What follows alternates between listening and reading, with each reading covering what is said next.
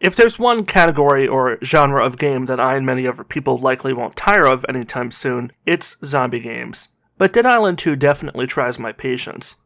I think we all knew this game was going to be a bit of a gamble given its decade-long development cycle, and the fact that it changed development hands from the original Dead Island team over at Techland to later being developed by Dambuster Studios.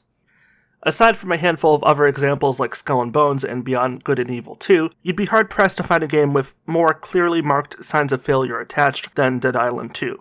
But here it is. It's out, and I just finished a full playthrough.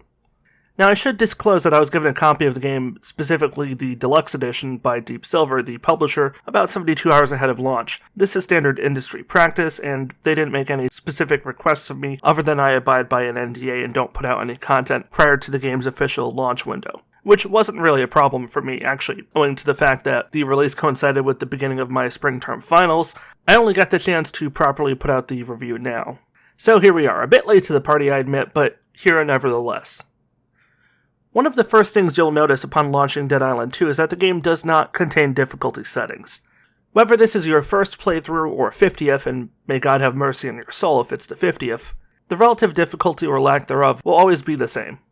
Some people like an arbitrary binary difficulty system, while other people prefer things to be more fluid and dynamic. I'm not here to judge or debate which camp is right and which is wrong. Personally, I'm a bit old-fashioned in that I prefer the player to have as much control over customizing and tweaking the gameplay experience as possible, within reason. But this lack of difficulty definition was also true of the first Dead Island game, if I remember correctly. So longtime fans shouldn't be surprised, I suppose, that the sequel follows the same course as its predecessor. Upon launching the game from the menu, you'll be thrown into a rather long opening cutscene that does a decent enough job of establishing the stakes and geographical setting. I'm probably being a bit petty here, but I find it low-key ironic that this game is called Dead Island, but the map you're playing on isn't actually an island, at least not if you go by the modern definition. For those normal people who, unlike me, don't obsess over inconsequential trivia, technically the land we now refer to as California was originally believed to be an island, dating back to Garcia Rodriguez de Montalavo's map drawn in 1510, and widely accepted as truth until the later half of the 1700s. Even then, cartographers didn't conclusively begin accepting California as belonging to the rest of the US mainland until approximately 1865. So technically, Deep Silver isn't wrong in featuring California in the Dead Island series as an island. It just means that they haven't seen a map of California drawn post-1865. Or more likely, they didn't stop to reflect on the franchise name before picking this particular locale. Either way, it's fun to riff on them for this kind of dumb, petty shit. Now, once you get past or skip past the opening cutscene, and no, I'm not judging you either way, you get to the character selection screen.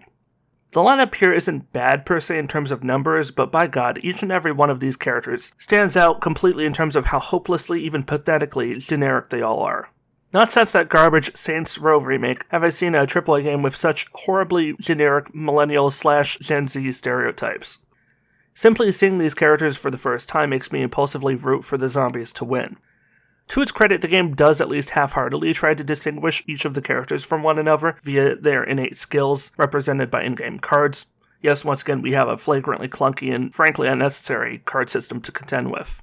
I'm not a big fan of card systems since I've never witnessed a single example of it actually benefiting the game it's in. Whether we're talking about the imbalanced undead abomination that is Paladins, a game run by a development team that actively appears to be in open warfare with its community and general player base, or Back 4 Blood, a highly ambitious Left 4 Dead-inspired clone, a game that took the better part of a year and multiple paid expansions to become something partially resembling a finished product.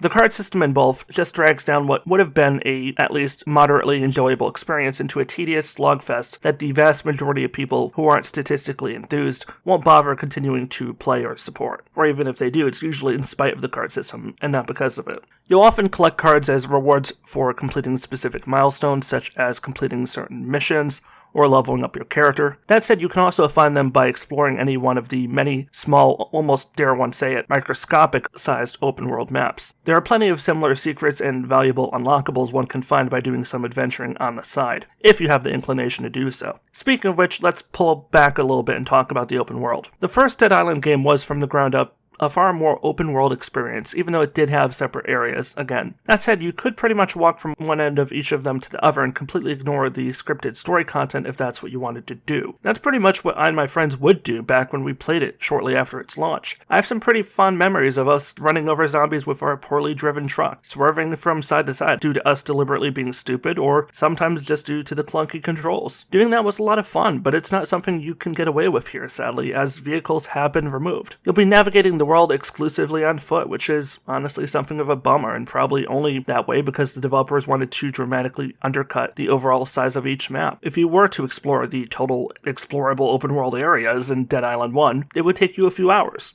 Whereas in Dead Island 2, you could probably run through and loot each one of the districts in a matter of minutes each. Everything feels so lifeless and barren, which seems really odd given that the zombie outbreak in California occurred within a few days of the story taking place. I'm sorry, but I find it hard to believe that the densest population area of the state, and one of the most densest populations in the entire western US, would have fallen entirely to a zombie outbreak within a few days, to the point where seemingly only a few dozen living humans remain. Statistically, that just seems highly improbable, if not impossible. The only times you'll interact with other human beings as NPCs is during story quests. Every home, every shop, every building you'll enter or interact with has been completely abandoned. You don't even usually find zombies hanging about inside. Everything just comes across as unbelievably barren. Now, it might be understandable if the first game had gone this direction too, since the technology of the time and their correspondingly limited budget might have forced them to make some necessary concessions. But this isn't even true of the first game. You would actually run across a decent number of normal NPC people who were entirely freaked out and just trying to survive. That's what gave the game its edge. Similar to The Walking Dead, you weren't always sure whether or not your fellow humans could be trusted or whether they might be a greater threat than even the zombies. Here, everyone's innocent and completely dependent on you, although they'll never stop giving you shit for it nevertheless. The game pigeonholes you into being the hero whether you want to be or not, dragging you along on main missions that all, for the most part, feel like pointless side-questing busywork. There are so many fetch quest missions where the person is arbitrarily like, okay, I'll help you, but only if you retrieve my furry porn collection from my old apartment, and I won't tell you where it is, but here's a bottle of lotion and go enjoy yourself. I'm being a little facetious here, of course, but not by very much. Many of the objectives are similarly stupid. Then once you get inside, you don't actually search manually, even if you know what it is you're after is already, because you've looked up a YouTube tutorial or something, but rather you have to run from point to point 4 or 5 times in a row to these 4 or 5 predetermined points in the place that you're searching, and then click and hold down a button to auto-search, only to then receive an arbitrary voice line where your character loudly states the obvious, what I am looking for, it is not here. I wonder if it could be elsewhere in the apartment, or whatever the building is. And then you proceed to the next point, and then you get another, it's not in this trash bin. I have found a busted hairdresser thing and a used condom, but I did not find the thing I was looking for. And then just rinse and repeat. The game goes so far out of its way to dumb down things excessively for the player that you almost feel as if you're playing on some idiot-proof assisted mode, like the Metal Gear Solid 5's Chicken Hat mode, if anyone's old enough to remember that absolute gem. But unlike Metal Gear Solid 5, Dead Island 2 doesn't offer this guidance in an optional capacity or as a means of correcting stupid players that make stupid mistakes. It often feels at times as if I have to stop and watch the game play out, as opposed to playing it myself, and that's not something I either look for or desire in a Dead Island game, or really any game, unless we're talking about a Telltale game, but that's different. It's very clear to me that this over-reliance on excessively scripted gameplay isn't for the benefit of the story, but merely as a time-saving mechanism as a result of the game's incredibly messy and already prolonged development cycle. I'm inclined to believe the reports that at one point, a few years back, large portions of the game were scrapped and rebuilt because there are other parts of the design that feel really good, but other larger scale parts like the mission structure and limited world size that feel like victims of the overhead cuts. Now let's talk about the general structure of the story missions, setting aside the aforementioned fetch quest nonsense. As a means of initially unlocking and then gradually expanding your knowledge of the different zones and giving you at least some reason to give a shit about your character and the overarching story, it's fine. Serviceable, I guess, would be the applicable word here. The high point is definitely the beautifully stylistic set pieces you'll roam around and within as part of said story quests. One example I would think of that just stands out clearly in my mind is the Hollywood production lot. Without delving into unnecessary spoilers, there was one very long quest where I had to infiltrate one of the buildings, going from movie set to movie set, seeing a wide array of classic movie genre stereotypes such as a 1920s New York City film setting, a campy monster movie horror set, and others. There was even a boss fight in the final section, and that's not including the platforming and environmental puzzles that made up the interim. It honestly felt like a near-perfect dungeon layout. There was nothing I felt could have made that section better. And in a lot of ways, a lot of the other levels don't have similar wow moments where I'm like, ooh, wow, I really feel invested as a gamer.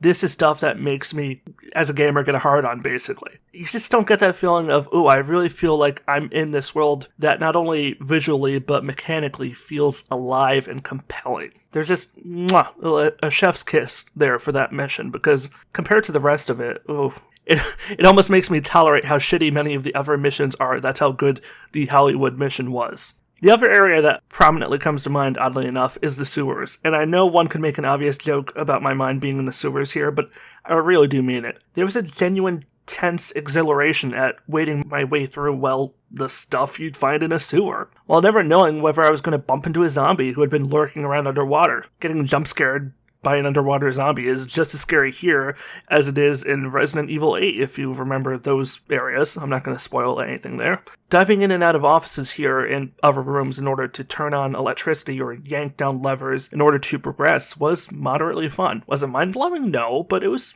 entertaining, which is still more than I can say of literally any other area, aside from Hollywood, in the rest of the world. Visually, I do want to note that Dead Island 2 again, is quite appealing. The world really does pop out at you wherever you turn.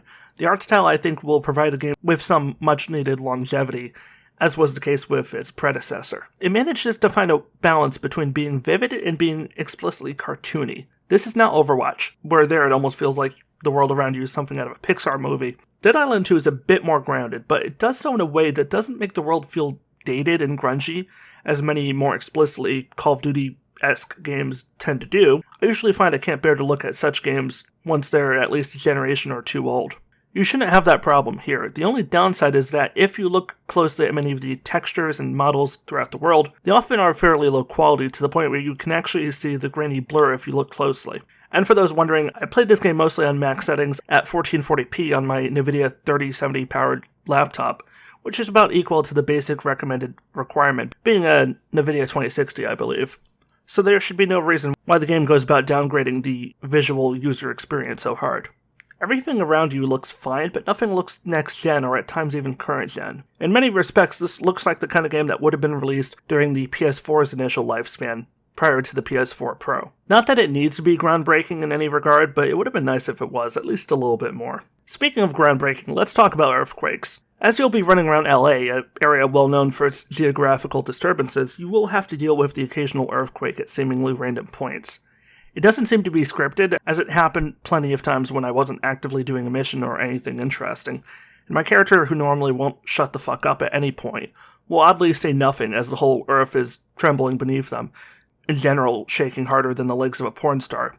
The earthquakes I've noticed are merely cosmetic, with the only effects being localized to you. At no point do the shifting tectonic plates force the ground to break and give way. While I get that not all earthquakes leave damage, and in fact most of them are pretty subtle, it would be nice if the world around you was affected just as much as you were. Seeing the earth break apart by just a foot or two and watching a zombie fall into the newly created abyss would have been pretty satisfying, I admit. Or if that shit's happening right under your feet, using the game's parkour mechanics in order to escape, would have been pretty engaging as well. And I guess that goes back to the problem I expressed earlier. The world does not feel alive enough, and given the many technological advances that have been made in the past 12 years or so since the last Dead Island game, there's no reason why it should be that way. One of the few good things I can say about the open world, aside from its general art style being decent, even if the visual fidelity doesn't do a good job of complementing it, is the exploration. Finding new weapons, new ability cards, and small bits of lore, the latter of which I honestly most ignored because none of it was all that interesting to me. I can appreciate at least the moderate amount of effort made towards rewarding players for occasionally going off the beaten path and jumping through the occasional hoop in order to gain access to a certain building or room. You're going to be very poorly equipped for the more difficult combat sequences if you don't bother looting everything you come across and seizing every opportunity to run through every single building, opening every unnecessary cabinet or drawer. Similar to, say, Resident Evil, you will oftentimes run into environmental puzzles that require some attention to detail in order to solve. Luckily, they never require any extensive backtracking. Usually, the different components and/or the ultimate solution can either be found in the same room or the room next door or area next door. Unless your deductive skills are absolutely non-existent, you should be able to solve these puzzles in a matter of minutes, if not seconds. I'm not an expert puzzle solver, I'm an intermediate at best, and I think the longest I spent trying to figure out something was about 5 or 6 minutes, and that was the valve switching puzzle that you find mid-game during the sewer section. As you will be traveling from zone to zone, you will have to frequently put up with loading screens. Now, the footage you're seeing was initially captured on my NVIDIA 3070 powered laptop with 16 gigabytes of RAM. There are no background applications running save for my recording software, OBS, and basic Windows functions. And yet the loading times here usually are frustratingly long. It's not uncommon to wait 15 to 30 seconds or more in order to load into a new zone. Loading into an existing zone after death will only take maybe a third of that, if that, as in 5 to 10 seconds at most. I don't know why it takes so long given the excessively small and relatively uncomplicated nature of each map. It's not like the game has to load in a large world full of NPCs at every turn. This isn't Grand Theft Auto 5, although given that game's comically long loading times, maybe that's not such a bad thing. As a zombie survival RPG game, zombies are of course the lifeblood of Dead Island 2. Pun very much intended, of course. And having the zombies feel alive and responsive from a gameplay perspective at least, is supremely important. To that end, the developers introduced a new gore and dismemberment system, known as Flesh, appropriately enough, to make every kill look epic, in an over-the-top blockbuster film kind of way. The system functions very similarly, in my mind, to the physics system created by Valve for Left 4 Dead 1 and 2. Unfortunately, the animation department doesn't seem to be bringing their A-game in correspondence with this system, as it often feels like while the damage done is different in terms of where you shoot the zombies, certain other animations like those for knockback or close range versus long range kills don't have a similar sense of style. A positive example of what I'm talking about here would be ID Interactive's recent Doom reboot series, first in 2016 and then later with Doom Eternal. Depending on your weapon of choice, your vertical and horizontal proximity to the target, whether you were in front of them or behind them, and God knows how many other factors, you would see different kill animations. Even weapon damage was represented differently depending on the impact of said weapons.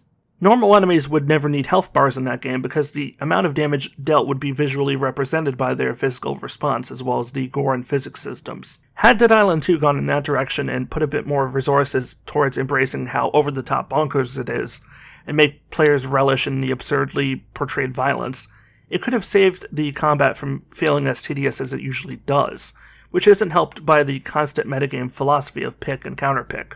Over the course of the game, you increasingly run into these elite enemies with special abilities and increased health bars compared to the average zombie. For example, the first one I believe the player encounters is, as part of a scripted story mission, is a zombie with fire powers. His whole body is on fire and it will do its best to run at you and set you alight. Now, if the game was more humorously stupid, as I mentioned, the automatic response would be to pull out a off-brand Nerf water gun and spray the absolute shit out of him until the flames go out, and then you can cut off his head or do whatever it is you do with his body. Instead, what you do for him, and literally any other zombie that you run across, is just keep your distance and deal tickle damage over time while running into a wide circle so as to continuously maximize the distance between you and them. The zombie AI is very dumb and will fall for this every single time without exception. Let's talk weapons, since those are kind of important given that you'll be spending the overwhelming majority of your time bashing in brains or shooting down zombies from range. Melee weapons will be your primary tool of both offense and defense, as nearly all the weapons you'll find across the world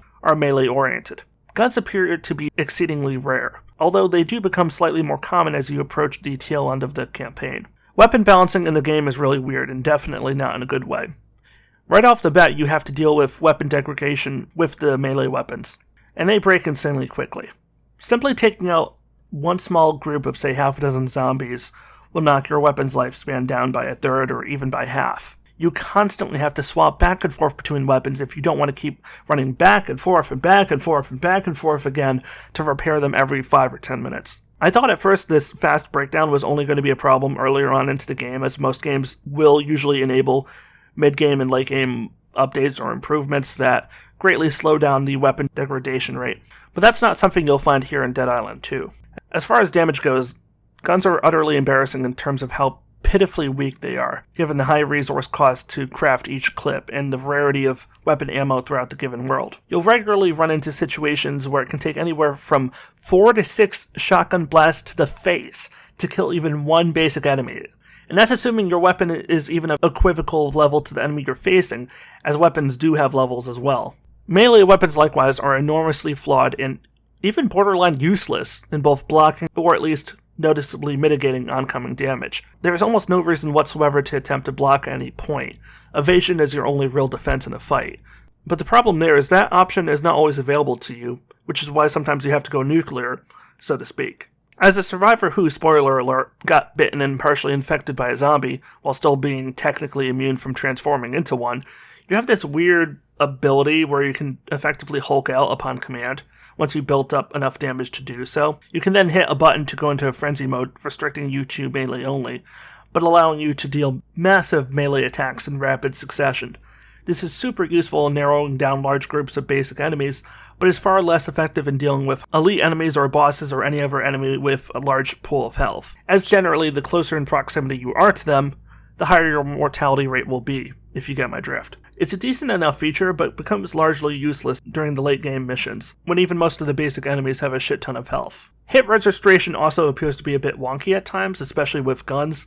The hitboxes on zombies don't appear to be consistent with their models, especially when it comes to their heads and limbs. Aiming for the torso is usually a safe bet, but it's also generally the least effective spot to hit, as dismembering zombies to decrease their damage and movement speed is often very useful if you want to slow down a few stragglers in the back as you focus on the ones up front. Melee weapons are likewise impacted by the inconsistent hit registration, although generally less so. I suppose I should mention safe houses, since you'll be spending the majority of your time in existing safe houses or traveling to new ones. Here's where you fix or upgrade your weapons via a crafting bench, purchase new weapons and supplies via NPC traders, and talk to story-specific characters. These areas are fine, even decently varied visually. Sometimes you're in a house, sometimes a bunker, once even on the top floor of a shopping mall, which is pretty cool, but there's nothing really interesting inside. You can't customize anything, none of the dialogue you hear is all that interesting, none of the characters have any real personality or depth to them, and in fact they often repeat the same 3 or 4 lines over and over again when you're walking past them in the hallways. There's no minigames or collectibles or anything, nothing that gives these safe houses any sense of identity or purpose. Nothing to make you prefer one over the other, no advantage in one over the other. Even Redfall managed to at least attempt some home sweet home feel with the gradual evolution of its safe house. And believe me, Redfall definitely isn't Game of the Year material either. I'm not going to delve fully into the story as I don't want to give everything away, but it really isn't good. And it's not like the first Dead Island game had a super strong campaign either, so don't get me wrong there, but it definitely was way better than this. Everything just kind of jumped from place to place. Characters would behave and act one way one second, and then completely reverse themselves in the very next scene. Complex secondary plots and villains would be introduced sporadically throughout the campaign and then completely forgotten about and never addressed again. And ending by... God, the ending. Here is probably one of the worst I've ever seen in any video game since maybe Assassin's Creed 3. That utterly, infamously, unintentionally hilarious ending where Ubisoft tried murdering Desmond completely out of nowhere. Spoiler, I guess, for those of you that never picked up Assassin's Creed 3 sometimes in the past 15 or so years. By the way, fuck Desmond. I thought he was a terrible asshole character, and I was happy to see him dead, but what a way to end your game. Be like, no, we're going to kill the main protagonist, and we're going to make you watch, and it's going to be the most pointless, brutal, non-heroic death you've ever seen. And I'm saying this, what we're getting here in Dead Island 2, is worse. Not better, not equal, worse. There are just so many things that are unbelievably, unfathomably wrong with the story that I would need to add another half hour of the review time in this video to begin doing a full autopsy on what killed it for me. Everything just screams to me that this was an unfinished game with tons of content that was cut at every turn to the point where the missions and cutscenes that are left barely resemble a cohesive narrative.